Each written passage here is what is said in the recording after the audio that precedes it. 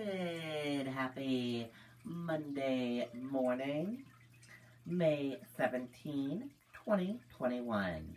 And welcome to this Monday morning edition of The Morning Show with Riley King. I'm Riley King, and it is time to rise and shine and get this Monday off to a good start. So sit back, relax, grab that good cup of coffee, and enjoy this Monday morning edition of The Morning Show with Riley King, where we have a little bit of everything for you in this program.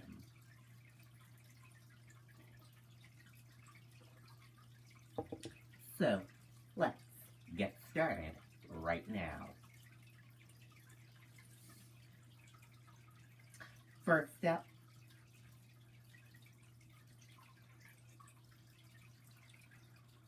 some East Coast areas face significant gas shortages. Let's take a listen to that video from ABC News.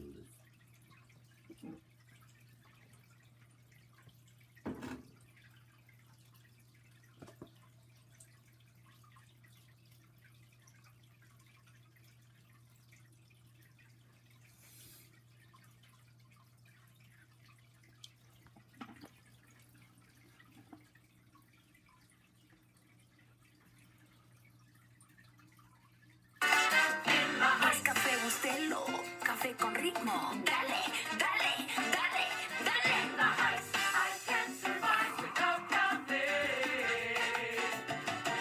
Café Bustelo estuvo in the heights.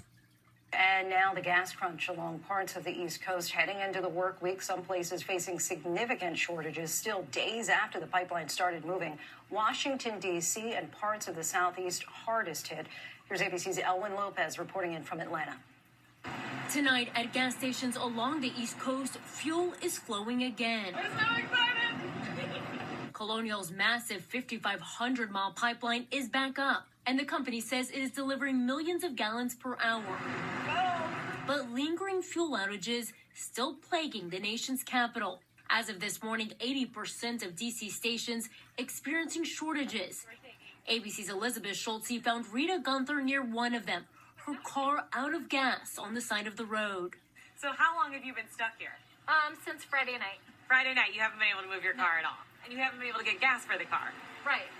North Carolina still feeling the pinch too. Every day you have to literally get up, wake up, and the first thing you have to prioritize is finding fuel. This is not the result of the Colonial Pipeline being shut down, rather news of the pipeline and how that fed fear that there wouldn't be enough gasoline. Americans started to hoard and panic. Experts at Gas Buddies say once the level of alarm goes down, stations should fill up within days. And Lindsay, Gas Buddy says it could take up to 2 weeks for certain areas to get back to normal. Lindsay. Elwin, thank you. Hi, everyone. George Stephanopoulos here. Thanks for checking out the ABC. Okay, and there you go on that video and that report.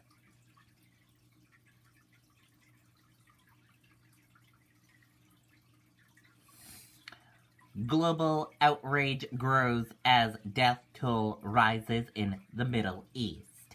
Let's take a listen to that video from ABC News. We begin tonight in the Middle East, the deadliest 24 hours yet in a week of bloody escalation. The UN Security Council meeting today, but taking no official action, and global outrage is growing. Protests this weekend around the world, this particular one in Chicago. Overnight, Israeli forces hit several buildings in Gaza City. Many of the dead are children, desperate families searching through the rubble. And today, Israeli Prime Minister Benjamin Netanyahu defending the continuing airstrikes. Israeli officials claim Hamas fired 3,100 rockets this week from Gaza, one damaging a synagogue today. The White House standing by Israel's right to defend itself and calling for an end to the violence. Israel closing the Gaza border, not allowing in aid or journalists. ABC's chief national correspondent Matt Gutman leads us off tonight from Tel Aviv. Tonight, Israel's deadliest attack on the Gaza Strip since the conflict began, leaving dozens dead and rescuers clawing at debris piles for survivors. At least 42 killed in those airstrikes, including 26 women and children. Today, rescuers rushing children, bloodied and encrusted with dust, to ambulances. And through gaps in those slabs of concrete, signs of life. Are you okay? They shout. There's a weak response. Yes, I hear you. Later, that man is pulled out and rushed to an ambulance. Ryan Ishkontana survived the airstrike, but his wife and 4 of his children were killed. And though badly injured, he was wheeled to the debris pile to tenderly kiss their shrouded faces one last time. Ryan telling us he screamed to his wife to get their children out of the building right before another missile struck. And miraculously, his 7-year-old daughter pulled from the rubble alive. Today, the UN Security Council holding an emergency meeting. The senseless cycle of bloodshed, terror, and destruction must stop immediately. And tonight, Israel also facing international outrage for leveling a building housing the Associated Press and other international media. The Israelis gave those inside just an hour to evacuate. The Associated Press CEO calling it an assault on press freedom. That building provided the best vantage point for the world to see the events in Gaza. And now that building is destroyed. Israel saying it provided evidence to the U.S. that the building housed a Hamas military installation, but it hasn't released it publicly. Israel's prime minister defending the action. It's a perfectly legitimate target. And I can tell you that we took every precaution to make sure that there were no civilian injuries. So far, at least 197 Palestinians killed, including 58 children, more than 1,200 wounded. On the Israeli side, 10 killed and nearly 300 wounded in the week-long conflict. And Hamas's rain of rockets continuing tonight. 3,100 rockets launched towards Israel so far, says the military, a rate 5 times higher than in any previous conflict. I want to give you a sense of what those rocket blasts can do. The rocket landed about 20 yards away, 2 floors down. Now, the family here was eating its Sabbath meal when the siren sounded. They sprinted to their bomb shelter. They were okay, but the man across the street was killed. And earlier today, a rocket hitting a synagogue in the southern Israeli city of Ashkelon. Through smoke and dust, you can see the shrapnel and the hole the rocket made. No one was hurt. The tensions spilling over, pitting neighbor against neighbor. A Palestinian driver ramming a group of police officers in the same Jerusalem neighborhood where the eviction of 6 Palestinian families from their homes was one of the triggers for the outbreak of this latest spasm of violence. Matt Gutman joins us now from Tel Aviv. And Matt, we know that just today the Prime Minister of Israel said that the attacks on Hamas targets would take time. So what is the U.S. doing to try to bring an end to this violence? Lindsay, the U.S. is on a bit of a diplomatic blitz. The U.S. envoy here on the ground meeting with Israeli generals, also with officials from Russia and the UN. And Secretary of State Tony Blinken speaking with his counterparts in Egypt and Qatar. Both of those countries maintain ties with Hamas. Right now they're talking about de-escalating the conflict even before they get into the issue of a real ceasefire. Lindsay. Matt, thanks so much. And of course, stay safe. Hi, everyone. Okay, and there you go on that video and that report. And we are going to switch gears now, and let's go into weather. And here's a look at your weather across the United States for this Monday. As you can see, we have some rain all along here and coming down here and over here as well. But otherwise, the rest of the United States is all dry. And that is a look at your weather across the United States for this Monday. Just this whole section here is rain, but the rest of the United States is nice and dry. And we are going to switch gears now. And we are going to take a look at Sheldon Simon, author of Cook Real Hawaii, showcases his mouth-watering recipes. Let's take a look at that right now. Your whole team can see your upper thigh. Pour that smooth roast and aim that camera up high. The best part of waking up is Folgers in your cup. Hawaiian style eats. We're celebrating AAPI Heritage Month as we head to the Aloha State for some signature cuisine. Sheldon Simeon is the author of Cook Real Hawaii. He joins us from the island this morning, and you can get his recipes by scanning that QR code right there on the bottom of your screen right now. First up, thanks for being with us this morning. Aloha. I'm so glad to be here and showcasing some Hawaii stuff with you guys. I'm really excited about this first dish that we're making, Spam Musubi. Tell us about it. Let me tell you, the Spam Musubi is Hawaii's energy bar. It's kind of a mixture of a Spam sushi. It's so delicious. We eat it growing up as a kid, and it's just overly delicious. Okay, so what are the tricks for building this just right? So perfect tricks is a little bit of nori. You got your mold here, some hot rice. That's always great. Take your Spam. I've got some Spam from my friends at Kaunamano Farms. That's going to go right on top of there. You press it down. If you don't have the mold, you can just use the can to make the shape of the musubi. It's pressed down just like that. And it all comes together super quick for this perfect little bite, just like that. Oh, wow, that looks good. Mine doesn't look quite like that. I'm trying really hard, but I'm a little slow. It's my first time. Okay, the next dish uses a Korean condiment that Hawaiians love. I love it. I'm half Korean. I grew up on kimchi. It's Kimchi Dip. How do we put this together? So Kimchi Dip's delicious. It's kind of like our Hawaii version of pimento cheese. I've got some softened cream cheese with some sour cream. Homemade. A little bit of kimchi inside of there. I'm going to season that with some Parmesan cheese, a little bit of lemon juice. Get that all mixed up together. It's just like so sour, crunchy, creamy. Once you get it all mixed together, you get it plated up, and then you can put it all with your favorites. I've got a little bit of crudité, some shrimp chips, a little bit of sweet potato chips, and some taro chips, and they're just perfect for the kimchi dip. Sop it right up. Oh, I'm jealous because we don't have the shrimp chips over here. Thanks, Sheldon, for these recipes. Check out goodmorningamerica.com and Sheldon's book, Cook Real Hawaii. Guys, I know Whit had something you wanted to say. Well, yeah, my in-laws are in town. My mother-in-law makes delicious Spam Musubi. So this is like, taking me back to the islands there. And I taught Dan a little bit of Hawaiian pidgin from you. Onokine grinds. Onokine grinds. How we do? Delicious, man. Yeah? That's perfect. You sound like a local already. All right. And GMA celebrates AAPI Heritage all month. Be sure to check out the GMA Inspiration List on our website, too. Well, hey there, GMA fans. Robin Roberts here. Okay, there you go. Very cool indeed.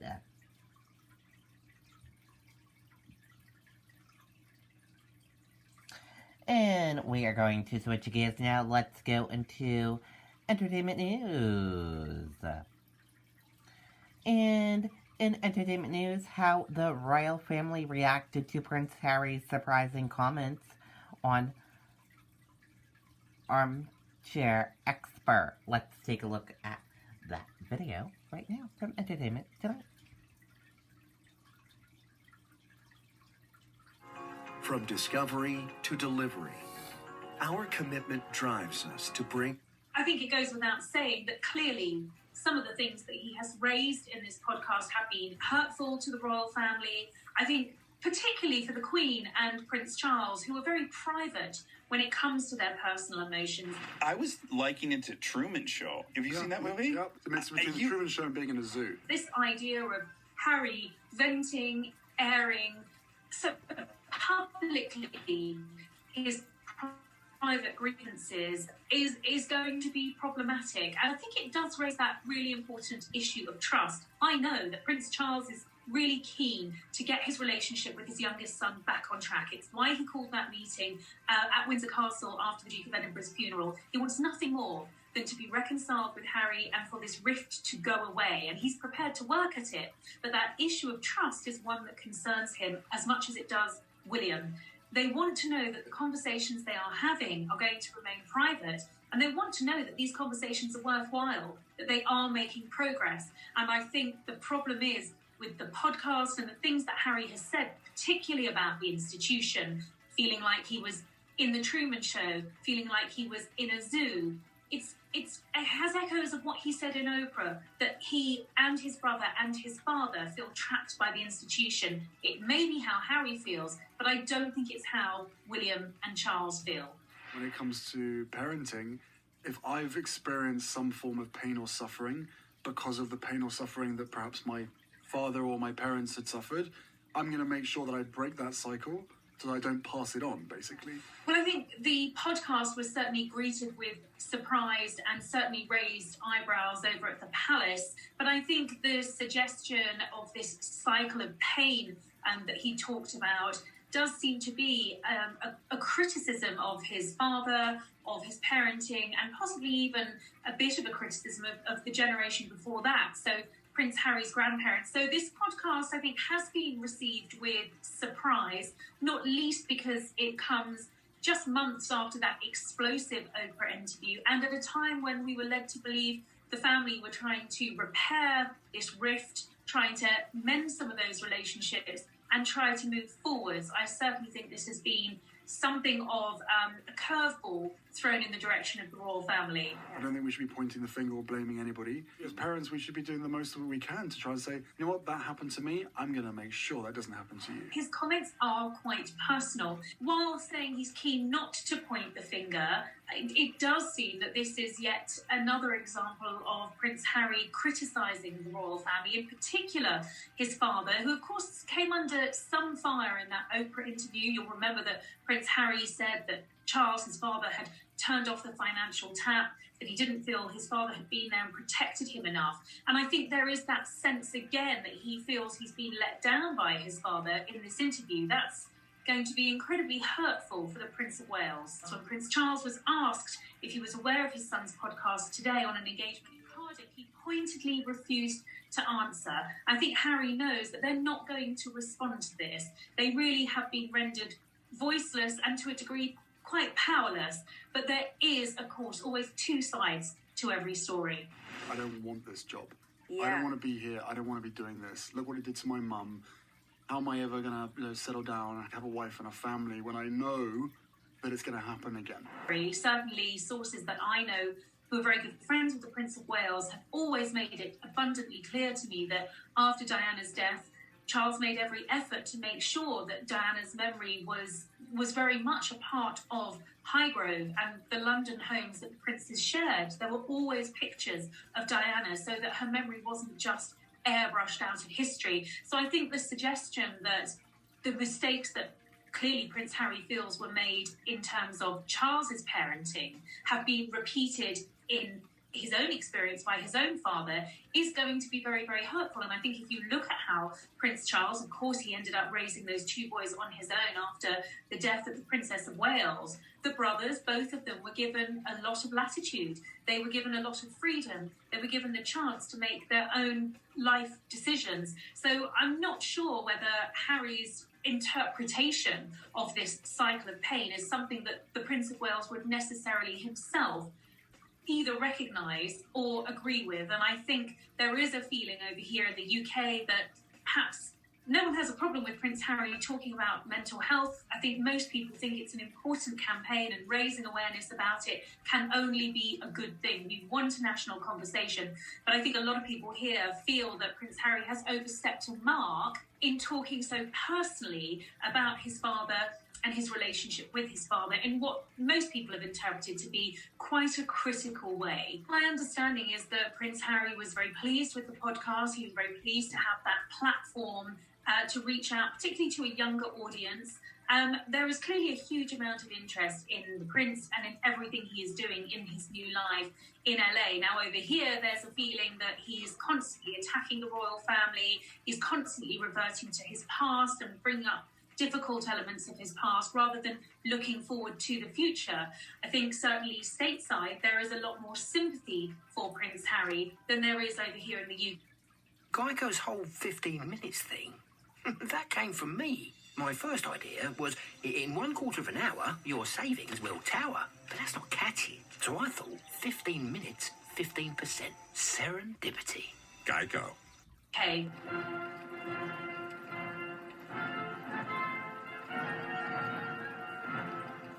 it was everyone's hope that the Duke of Edinburgh's funeral would preface the thawing of ice. We know that things have been very, very strange and difficult behind the scenes. I understand that there were conversations on Archie's birthday, but things like this podcast, which really just opens up yet another Pandora's box, only set that healing process back 10 steps. I think it's inevitable that every time Harry speaks out about personal family relationships, it is going to be damaging to the healing of this rift, particularly between William and Harry. I think there is a desire on the part of both of the brothers to move on, to try and heal this relationship. Will the brothers be standing shoulder by shoulder on July the 1st for the unveiling of the Diana statue? What's that body chemistry going to look like? And at the moment, we're still not 100% sure that Harry's going to be here for that statue unveiling. Of course, a lot of it depends on when his daughter is born and how Meghan is. Meghan is due to give birth around June, late June. We don't have a due date.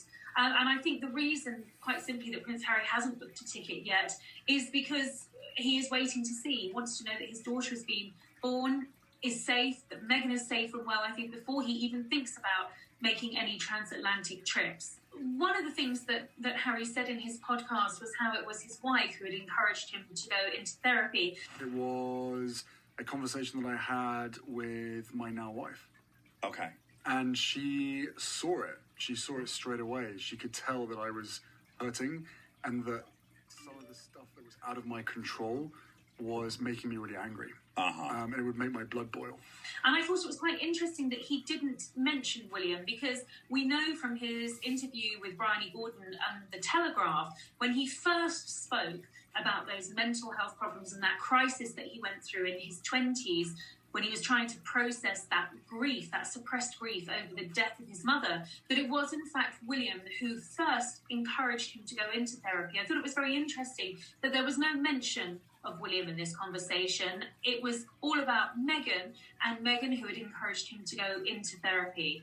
Unfortunately for the Duke and Duchess of Cambridge, who have been doing a lot of work around Mental Health Awareness Week here in the UK, including a nationwide radio campaign encouraging people to talk out about their mental health, a lot of the publicity that would have been on that campaign has been deflected by Harry and this podcast, which has had some sensational revelations in, and really I think revelations that people over here in the UK see as, again, damaging to the royal family, quite disrespectful of his father, and now even of the Queen and Prince Philip. I think it's absolutely the case that mental health, raising awareness is very much on the Duke's agenda. We're certainly going to see him and Meghan working in this sphere with their Archwell Foundation. And I'm sure that we can expect when his Apple series with Oprah airs later this month that we're going to hear Prince Harry once again talking about his own mental health awareness, talking about his own journey through therapy, and more likely than not, reflecting on quite personal circumstances that, again, risk upsetting the royal family. If you haven't heard about HelloFresh, you're missing out. I've been using this meal service for years now, and it's... Okay, and there you go on that video and that report, and that does it for this edition of The Morning Show with Riley King. Thank you for watching, and have a great rest of your Monday. Goodbye, everyone.